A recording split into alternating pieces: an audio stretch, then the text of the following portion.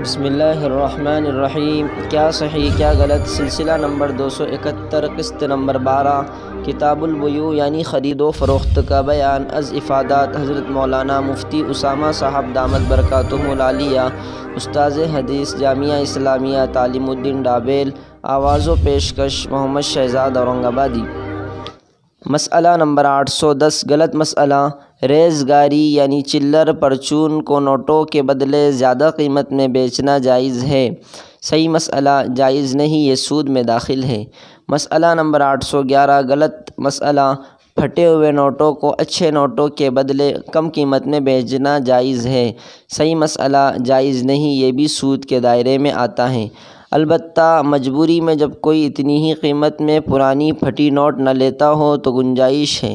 فتاویٰ دارالعلوم میں ہے کہ بمجبوری نوٹ کے بھنانے میں اگر پورا روپیہ کوئی نہ دے تو اپنا حق کچھ کم لے لینا درست ہے، اور فتاویٰ حقانیہ میں ہے کہ مروجہ کرنسی کی حیثیت فلوس نافقہ کی ہے، اس میں ثمنیت عرف کی وجہ سے آئی ہے، اور فلوس نافقہ کی باہمی تفاضل کے ساتھ بیع شیخین رحمہم اللہ کے نزدیک جائز ہے، اگرچہ عمومی طور پر سود سے بچنے کے لیے امام محمد رحمہ اللہ کے قول پر فتویٰ دیا جاتا ہے، مگر پھٹے پرانے نوٹوں کا بینک کے ساتھ تبادلے میں کافی پیچیدگیاں ہیں، لہٰذا اس مسئلے میں شیخین رحمہم اللہ کے قول پر عمل کرتے ہوئے یہ تبدیلی جائز ہوگی۔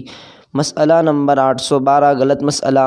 پرانے غیر مروج سکوں یا نوٹوں کو زیادہ قیمت میں بیچنا جائز نہیں۔ صحیح مسئلہ، جن سکوں اور نوٹوں کی چلن ختم ہو گئی ہے ان کی ثمنیت والی حیثیت بھی باقی نہیں رہی، اب وہ سامان کے حکم میں ہیں، بس ان کو پرانی قیمت سے زائد یا کم میں بیچنا جائز ہوگا، فقط والسلام۔ Hey there. Subscribe to my channel and also press this bell icon.